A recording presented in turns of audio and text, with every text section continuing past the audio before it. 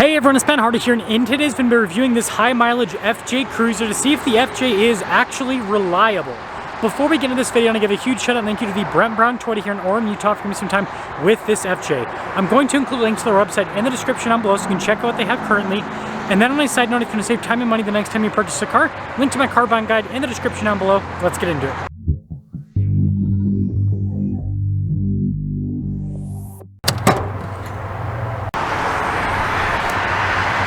Powering the FJ is a 4-liter V6 that goes through a 5-speed automatic transmission. Power outputs with this, because this is a 2007, 239 horsepower and then 278 pound-feet of torque. Now before we move forward with this review, I do want to mention if you want to see more videos just like this, then I recommend you subscribe because I post content every single day. So the hood design with the FJ is definitely iconic. It's round yet boxy. It's a really cool look, and you guys can see the paint does have a little bit of wear. Same thing with the headlights as well, but this is actually something that's pretty easy to fix if your headlight kind of glosses over like that. And then this one's definitely seen some off-roading. There is a little bit of wear and tear on some of the protection here and everything. But all in all, after over 200,000 miles, I mean, it looks pretty good if you ask me. Now around the side here, our tire wheel setup is 265/70/17 in the front and over in the rear. And you guys can see again, there's a little bit of wear there on the wheels. Not sure exactly how new these tires are, but they don't look like they have too much wear in them. And then you guys can see here with the fender flare, and then we've got some rock rail protection here on the side. And yeah, this thing's definitely seen some off-roading. You can see on the mirror cap there, also a little bit on the side of the body, and there's a little dent there too. Interesting. Anyways, here's your full side view at the FJ, which again is iconic. Now being a Toyota from 2007, you guys can see we have this for the key fob. And popping into the rear, you got that strut that actually still works really well. But tons of storage space here in the back of the FJ. It's one of the things that's really cool about it. It's just a practical vehicle. But yeah, I'm surprised the strut still works as well as it does. That is impressive. Got the spare tire here on the back as well with the spare wheel and everything. And so putting it all together, yeah, there's definitely some signs that this has seen some off-roading. It's got some wear and tear with age as well. But overall, again, like I said, after 200,000 miles, it's not too bad. Now, because this is an FJ, we got the door that hinges backwards. I'm not going to pop into the back seats. You guys can see they've got like the cloth trim, and then they've got some kind of like vinyl here on the side. Space back there, I mean, better for kids than adults in terms of the legroom, but yeah, it's not too bad to use. And we'll just kind of close that up. And you guys can see with the door panel, very utilitarian with the design. I wish more cars would be like this in the modern world. Got your window controls here, and then you got the giant FJ mirrors. And then here's a look at the front seat. You can see it's manually adjustable. Got your mirror adjustment. Also, look at the payload on this thing. 1,190 pounds. Back when vehicles actually had real payload capacities. And starts right up. Now taking a look at the steering wheel, it actually reminds me of the steering wheel on the new Toyota 86. It's very similar in terms of the design, but like no controls on it, just cruise control there on the back. You see the stocks there. And yeah, if you didn't believe me, 208,181 miles on this. Mostly analog gauge cluster. Man, this is just making me wish that modern cars were more like this. And I like this with the storage at the top. It's kind of interesting. See a little clock here in the center. It'll pop up on camera. And then, yeah, we got an old school radio. I will say I do like some things about modern infotainment systems, but something to be said about just having a radio, right? And you can see the single zone climate controls. And then we got our rear diff lock. I got that for the parking sensor. Interesting, it's got that auxiliary and everything. And I'm not sure where the shifter head went for the four-wheel drive system, but it does have a 2-speed transfer case. Then you guys can see here with the shifter, which is pretty cool. And then notice there with the little parking brake, got more storage. I like that it has just like a Range Rover. You've got like the armrests here up front. I think that's pretty funny. And then glove box in this is pretty spacious.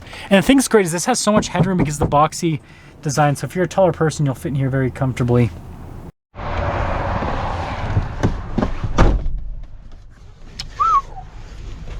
Safety first, always gotta do the seatbelt. Anyways, visibility here in the FJ, you guys can see over the hood, both of the mirrors throughout the rest of the rear. And Is that like an FJ thing where it beeps when you put it in reverse? Let me know in the comment section below. I don't recall that. I do think it's quite interesting though. So, I'll be honest, I ran out of cars to review today. I have quotas I set for myself, and there's certain cars I had to film in this area, and I was like, man, what else do I do? And so I looked at the Toyota dealership's inventory, and I'm like, there's nothing really new that I haven't covered yet so far, and I'm like, maybe I do a comparison. And then I look at the used cars, and this popped up along. They have another FJ as well. It's like super modified, just under 200,000 miles.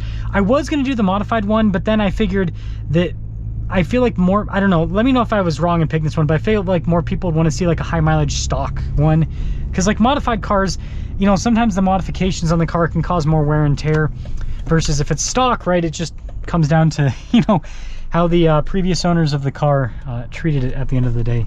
That is such an interesting thing, the storage up there.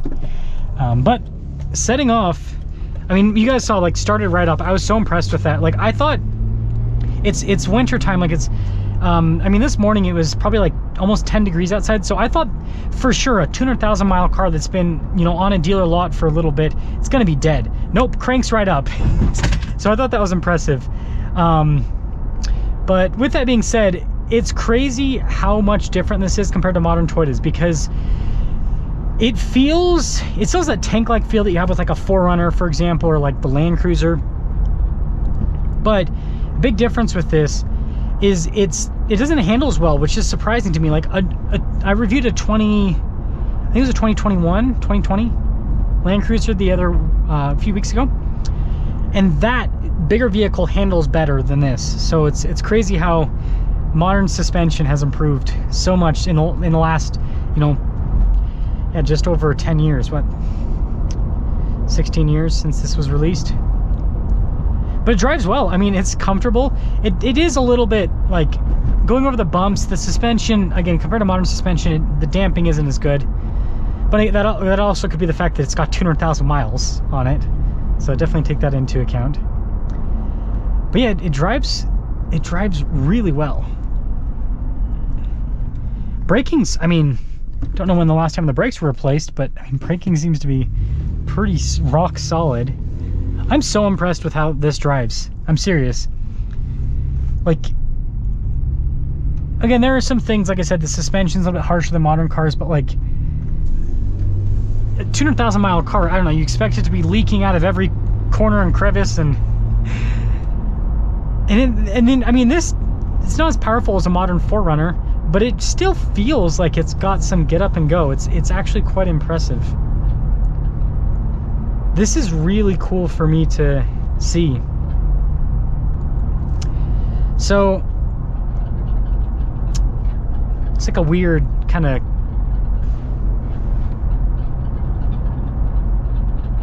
I'm pretty sure I shut the rear hatch fully, but there's kind of like a weird kind of creaking, rattling coming from the back. Hey, that's what happens after 200,000 miles, right? So yeah, to cap things off, the FJ, is it reliable? I think that the fact that this just one dealership has two FJs on their lot, both with, one has over 200,000 miles, one has just under 200,000 miles, and they're both, you know, like, again, they've got some wear and tear over you expect that to happen over 200,000 miles, but like, when I worked at a dealership, if a car had more than 100,000 miles, the chances of us being able to sell it to customers was very low, because usually the shop bill would exceed the value of the car. The amount of money to take to repair it would be more than what it was worth. So yeah, I mean, so I think that speaks for itself. I'm just impressed. I came into this, like, I knew the FJs were reliable, but like, I'm thinking I'm going to be reviewing a 200,000 mile vehicle. It's not going to start up, it starts up.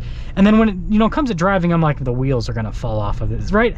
Not because there's anything wrong with this car, but I'm just like, 200,000 miles, that's so many miles to be put in a car, especially a car that has obviously been taken off road and everything. But it's just, again, like I said, it's held up surprisingly well. So, moral of the story, Toyotas, they are reliable. They're extremely reliable. And I guess another thing is the 4Runner still has this powertrain. So like, if you want a vehicle that can guaranteed go 200,000 miles and still be running strong, and I'm sure this powertrain can get even more than that. I bet like you know, 400,000 plus miles. But yeah, if you want that, then that's what the FJ provides, but also that's what the new 4Runners that are still available until they do the redesign, that's what those provide. So let me know what you guys think about the FJ Cruiser. Let me know what you guys think about this this powertrain setup with Toyota. But I mean, I think the facts speak for themselves. This thing is rock solid.